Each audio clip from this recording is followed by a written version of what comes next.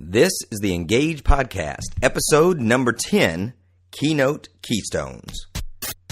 Welcome to the Engage Podcast, where it's all about increasing your influence, impact, and income as a public speaker. And now, your host. He gave his first speech at age 12 and hasn't shut up since, Paul Evans. What's up, legend? In the last episode, we talked about the day of your keynote because I was actually headed to a keynote that day. Now, today, I want to cover Keynote Keystones. These are some of the things that you still do on the day of, but happen right before and right after or shortly after your keynote. And these are some important points, especially when it comes to doing your best and getting more business or more gigs from that event. So I mentioned yesterday that there were some pretty important people in the audience, but my goal was to actually serve the audience. I want the audience to feel that they receive the value that they came there to receive, right? And that those who hired me or invited me or others who were there that may have no intention whatsoever of getting me in as a speaker might suddenly go, oh yeah, okay, we need to get this guy in. All right, so keystone number 1 is reconnaissance. When you get there, you need to find out any changes to the schedule, anybody that might have been added, who is going to be speaking directly before you, right after you. Like yesterday, I had the head of the company speaking before me and had a coach speaking after me. Well, I knew the coach was going to be funny. He was supposed to be entertaining. I was supposed to be inspirational. So I knew that given my story would take a huge dip when I'm actually talking about the loss of my wife. I had to make sure that energy level was back up at the end so that when coach got up, he didn't have to revive the audience, right? It's pretty hard after an emotionally challenging message to bring them back. So it was my role to make sure I brought them back and coach was ready to go on, right? I don't want to leave them in that state. So I need to know exactly what the process is, who's going where, what the flow is. You need to find out about your microphone. There were some severe microphone issues yesterday, but I knew that right after I arrived because I'd done reconnaissance. And I thought, okay, here's the size of this room. There are about 300 people here. I can probably project loud enough and strong enough for even the people in the back to hear me without a microphone. So I started planning in my mind, I'm probably not going to have a mic. And how do I adjust the tension in this story being loud enough when I'm not able to use the whisper or the soft or that element to really engage the audience because I wouldn't have a mic. I look at the stage. Where am I going to be speaking? Well, it turns out that yesterday they were not going to use the stage. So I was going to be speaking on the ground, and I knew I would be the shortest speaker. So that gave me the opportunity to really open up with some short jokes and things like that, which the crowd loved, and we really built a connection and rapport right off the bat. So that was pretty fun. You look at the seating, you look at the arrangement of the room, making sure that you're going to be able to sweep the room pretty easily with your eyes. You want to make sure that you know where you're seated and who you're seated with. Are you going to be in front of the whole room? Are they going to be watching you the whole time? So that allows you to prepare yourself physically of how you're going to be appearing to the room because everybody's going to be watching you, right?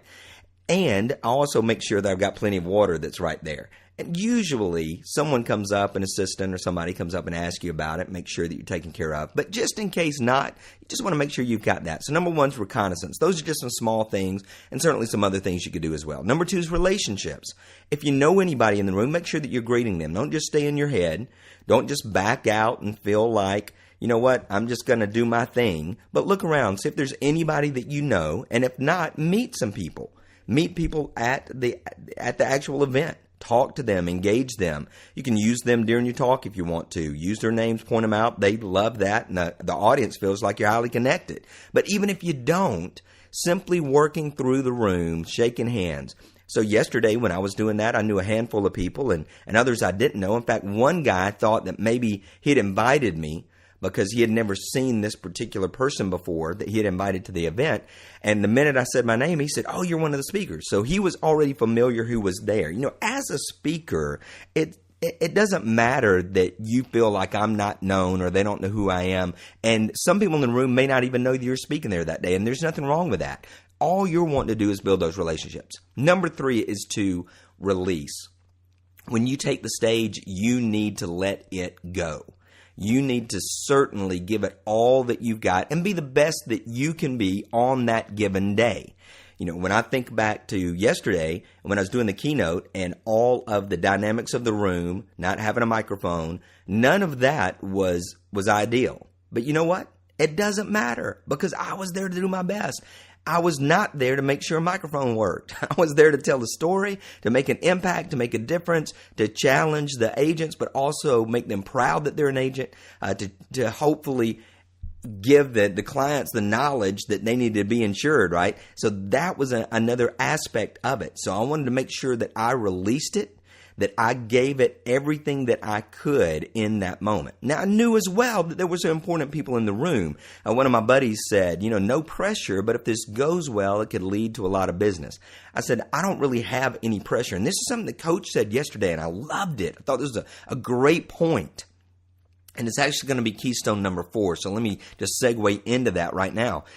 Somebody asked him, because Auburn has not had a winning basketball season or a tournament season in like 11 years. They said, Coach, do you feel a lot of pressure? He said, I don't feel pressure. I feel responsibility. I loved that, and I think that that's a critical element. So yesterday, did I feel a pressure with certain people in the room? No, I didn't feel a pressure with that. I felt a responsibility to deliver my best. I wanted them to look good. I wasn't worried about if I got additional business from it. I was concerned of my responsibility of making sure that the ones that put on this event, that I represented them well. So that's a responsibility. My responsibility is to give value to the audience. My responsibility is that the message is portable, that they get to go home and talk about it, and they remember the points that were being made. That's my responsibility. So pressure, no. Responsibility, yes. So remember that as a keystone. And then number 5 is reachable. I wanted to make sure that anyone who wanted to contact me right afterwards or wanted to greet me or wanted to talk, that I was reachable. I didn't vanish. I didn't go to the private green room so that no one could contact me. I didn't rush right out the door. I was available. I was there to talk. And people come up and ask about the story, ask about details. I want to say, hey, that really impacted me. I'm glad that I'm a life insurance agent. Some clients came up and said, I've been just kind of putting this off, but your story makes me see that it's not about this payment. It's about peace of mind. And so all of that helped them connect with me further, but then also answer any of their questions. So I was reachable. I was right there and available. Now, the number 3 in the company, the top guy, CEO, that was there as well, I wanted to be reachable for him. I didn't know if he wanted contact information. Sir, I could go up and say, hey, if you need me for anything else.